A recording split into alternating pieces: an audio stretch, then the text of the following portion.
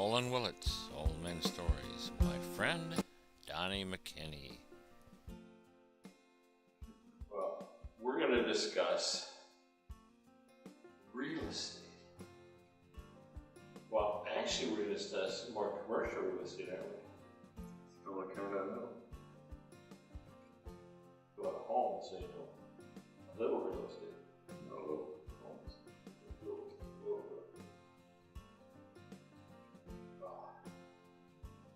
Donnie McKinney. My buddy of what, 3 years? Something more? What's going on? 4? Yeah, 3 or 4. Yeah. We just see each other a couple times a year. We've just got to know each other over the years.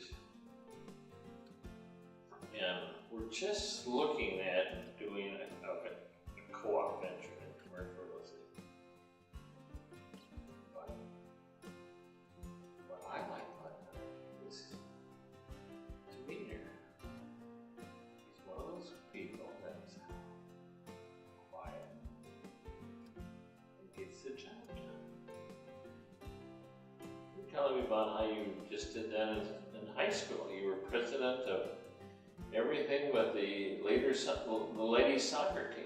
Just about. It was a fun time. And now he's a leader in the real estate in the area. And we're in Paducah, Kentucky. Just barely in Kentucky. I mean, you can almost spit at the river, the bridge that goes over to Illinois from here, can't you? It's not very far. We're also that close to Missouri, Tennessee, Indiana. We're closer to most all those places than the other end of Kentucky. That's right. This is. And you deal in commercial real estate and all those? No, I try to stay right here. My policy is to not get out of the county very often. And what's the name of this company? McCracken County. McCracken, that's what it is, yeah. It's, I should know that. it's treated me well for a long time. I've been doing this over 20 years. And made a decent living at it. And you own the property where we're at right now doing the interview, don't you? Yes, I do. I built that in 1995. It has 2 tenants in it now. I actually built it for my real estate company, which I owned up until 3 years ago. I owned it for 18, 19 years and then sold it. But I still work here. Yeah. It's good to work here. It's nice to work here without the responsibility. Without responsibility. Just take, I'll just take the commission checks, please. You can hand them to me or mail them or the direct deposit. Just fine with me. And, oh, payroll? Nah, you handle that, right? Right. Oh, complex taxes? Oh, you handle that. Cash flow? Cash flow? Definitely. Yes, the ups and downs of the real estate market. You're either super rich and paying 10 tons of taxes, or you're super poor and still paying 10 tons of taxes, but you just owe it.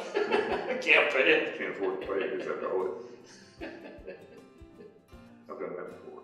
Yeah, real estate taxes are really high everywhere, aren't they?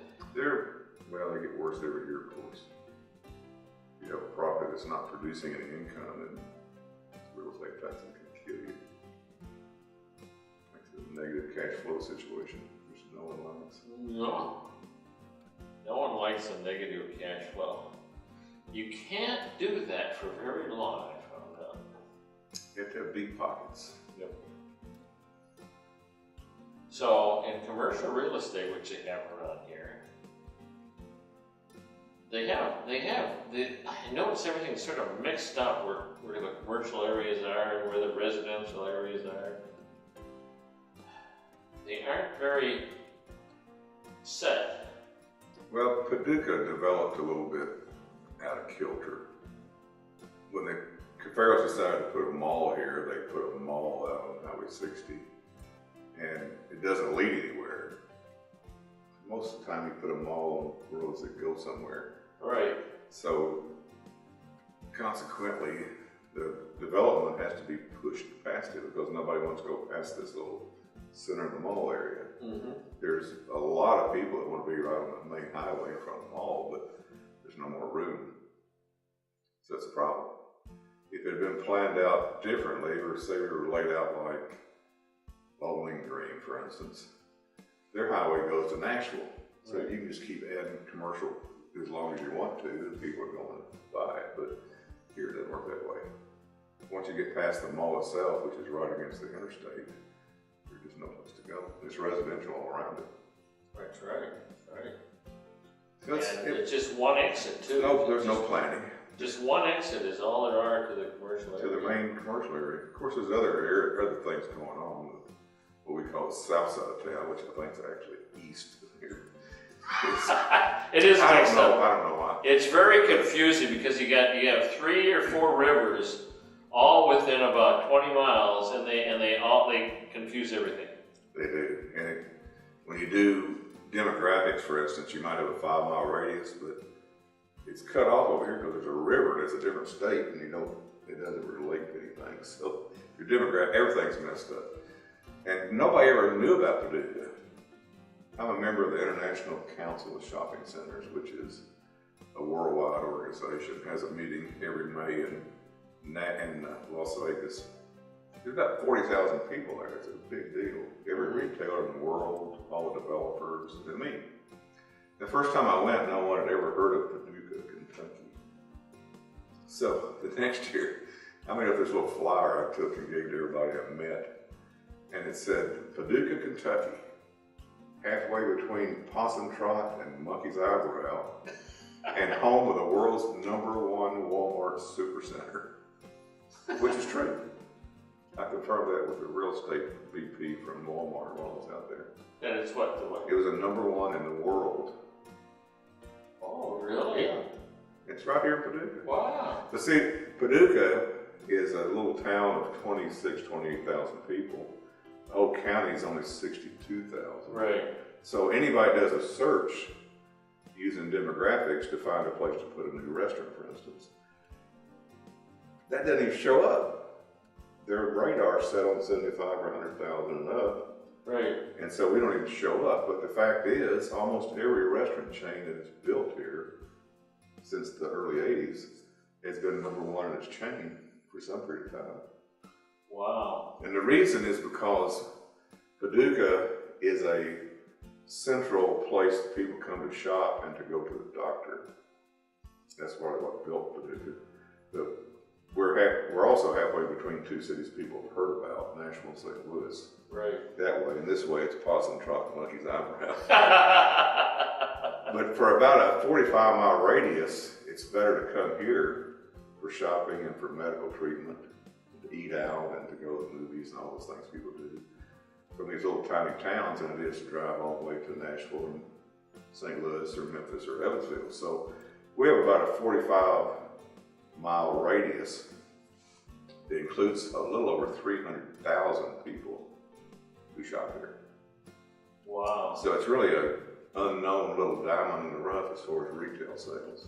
It is. But you have to educate people before they understood that. Well, you got people coming from all 4 states too, because there aren't any good-sized cities in I know in Illinois, you go just across the river, there's no good-sized towns there. You go to Missouri, there's none, and you go all the way to Tennessee before you find Memphis. Nashville, Memphis, yeah. Evansville, St. Louis, that's the 4 main cities.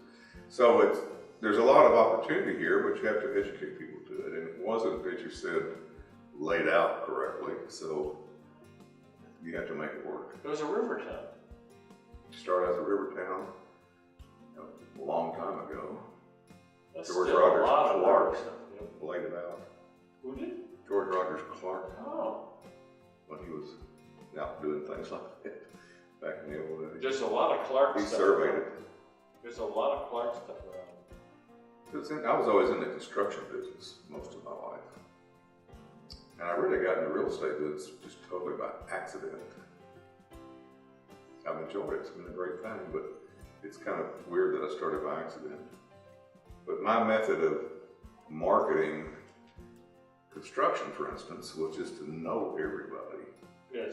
And I would find out what they want to do and negotiate a contract before anybody else even knew they were doing something. And I didn't have to bid on jobs. And so the fact that I knew all these people and what they owned and what it's worth and stuff like that, there were 2 or 3 people here that dabbled in commercial real estate. Nobody really did it full time. They all claimed you couldn't make a living in it. But they would call me up and ask who owned this and what it's worth and how to contact them and all that. And I would hear a little bit later that they sold that and got a 10% commission. Yeah, bigger commissions. And I'm thinking, there's something wrong with this picture because I'm the one that knows people. And they're the ones making the money. So I decided to get my real estate license and sell real estate along with the construction because I could just fit together. The first year I made $3,000. It was a great year for real estate. That isn't a lot for real estate, No. but it's better. It was very little. Better than a kick in the tail compared to nothing. Well, as a friend of mine used to say, it's better than poking the eye with a sharp stick. That's right. But anyway, it got better. It did a little bit better. And for a while, I had my own construction company and I was building stuff everywhere. I built most of these restaurants in front of the mall. Any of those you eat in, we built those. And when I started in the real estate business, I could sell people land and then build them a building. It was a great combination. If somebody's looking at a building they want to use for a certain type of use, then I could tell them, just sitting there in a few minutes, tell them what it costs them to remodel it to fit what they want. Instead of them having to go out and hire a contractor and get estimates and all that kind of stuff. So we could analyze a piece of property and see if this would work without spending a lot of time and effort and getting the people involved. So that was a real selling point. And then if they bought that property, I could do the remodeling for them. So people like Pier 1 over here, for instance, at the mall, you've seen him, I sold them the property and built the building. Wow. It was a great combination. But it got to be, construction got to be a little bit too much like work. And that just doesn't fit me very well. So I quit building things about 1997, except that I did some developing. All the West Park Village across the mall that you may have seen, I've sold all that land and I set up corporations that built those buildings, leased them out. And then I sold the property and did the leasing, did the management. I like those things where you get paid 5 different ways. Because you get paid to sell the property, you get paid as an owner of the property, you get paid to lease the property, you get paid to manage the property, and then you finally get paid when you sell the property. So I like those kind of deals. That's what you call a commercial real estate wizard. If you get them all, if you get 5 ways to get paid on every deal, then you'd be real happy. That's right. It doesn't happen every day. But any one of them is nice money. It's been good. I've sold probably, I think at one time I sold 125 convenience stores. It was a good year. That is awesome. A lot of convenience stores. It's amazing how things happen. Well, marketing and real estate's a whole new thing. I've had to learn so much new stuff that I didn't used to know. Used to, in your commercial real estate guy, somebody call you, you sell them something. Every now and then you call somebody else, but now you have to understand websites and you have to understand social media and you have to do blogs and you have to understand how to get Google to notice your website and you have to know what to put on there. And you got to do a lot of different things that nobody ever dreamed of before, but if you don't do that, then nobody knows you're there and you don't get any work. So one thing I have is I have a blog called Donnie's Commercial Property and Restaurant Blog. And that sounds a little bit funny at first, but I found that most people who have enough money to come to Paducah and buy commercial property also have enough money to eat well. So the first thing they do before they get to town is to research and Google restaurants in Paducah, Kentucky. And when they do that, they get my blog. And I have articles in there, post about all the great local, unique restaurants. Kind of interesting. So I hope that maybe if they come in, they want to get a good meal and they search for Paducah restaurants and they find my blog and they might just remember me. That's a really great idea. The best way to make money in commercial real estate is to know the developers, the people who deal directly with the big users like Kohl's or Kroger or whoever that is, Walmart, any of those big users. If you know those people, then when they want to come to your town, you're the one that helps them find property. We have a 22-acre piece of land right adjacent to the mall that sold twice. It was a good thing. That's nice. You can sell It's property. real good, yeah. You really want to make sure it's, you know, it's not like the bridge, though. Brooklyn Bridge. No, when I sell a piece of property, it'll work. Oh, I know. It's not like the It was bridge. like, it was very good. Not like the bridge. I've never attempted to sell a bridge because I learned when I was in the construction company, we all knew that was the fastest way to go broke is to build bridges. Yep. Unless you're really good at getting the government to have add-ons. Well, yeah, but then you just prolong the agony. Because you know the definition of a successful contractor, don't you? What? That's the one that's not broke yet. It happens to almost It every does. one of them up somewhere along the way. It really does. It's been a lot of fun though. I've done a lot of interesting projects. I've got to meet a lot of great people. Oh, I bet. And I'm still doing it. I'm a little bit older than I was. I don't plan to ever retire because I'm having fun. That's nice. That's nice.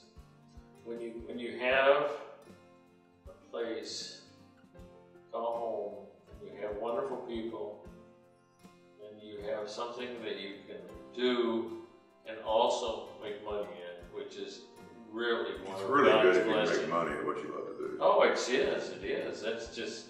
I think it's you need to just do what frosty. you love to do regardless whether you make money, but it's better if you make money. Always, there's a money making thing, and for me, I just find it just sort of lights up. I mean, I got like, oh, money making. It has to be. First of all, I have to have all the other prerequisites. I have to love it and everything else. You too. It's the same way. If you like it, it's fun. That's right. Making money helps though, because it's like Oprah Winfrey says, and she actually stole this from Pearl Bailey, but she didn't tell anybody. But she says, honey, I've been rich and I've been poor, and rich is better. Well, that's true. There's nothing wrong with making money, doing what you love to do. Oh, yeah. Oh, money is neutral. It's how you use it and how you enjoy it. And commercial real estate is a wonderful way to go if you're really good at it. But it is streaks. It is boom or bust. You're either broke or you're rich temporarily. Right. If you're smart, of course, you could level that out, but I've never been smart, so I'm either broke or rich. But if you can get a steady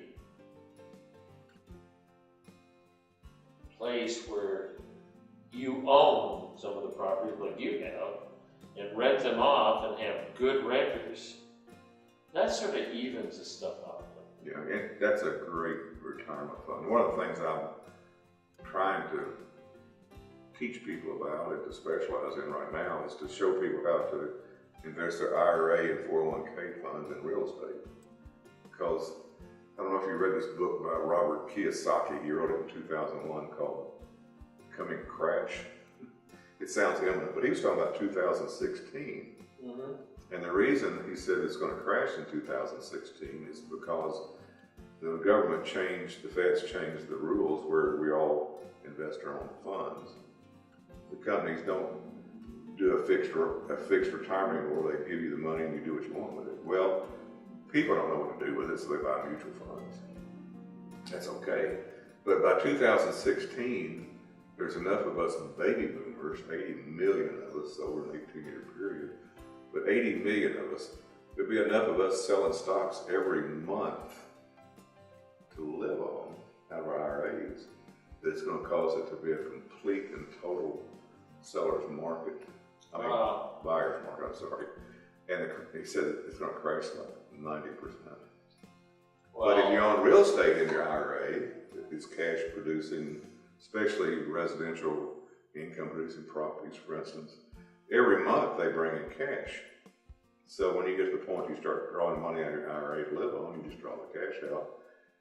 Next month it's replenished. You draw some out, it's replenished. So you never have to sell your assets to live on. And of course, if you're like me, anytime you're forced to sell something, it's always at the lowest price. right. So you don't want to be forced to sell stocks to get money to live on. Wow. So I'm working on a whole program to help people not only learn how to, but actually set up a self-directed IRA and buy real estate in it so they can have good retirement funds and not have to worry about being wiped out by stock market crashes, or just having to sell their assets to live on. Wow. Hear that? That's a system. That's some advice. That's one of my favorite things. From a super duper commercial real estate guru. I was going to say guru would be a good word to stick in. I love it. Yeah, Fisher. Guru is fine.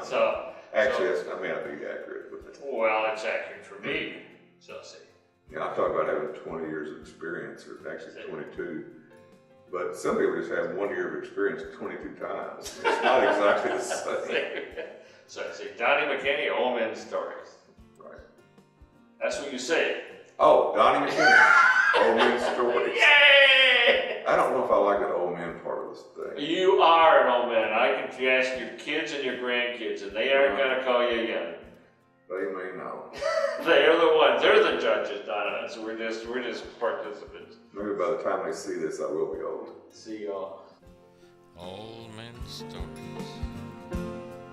Give Donnie and I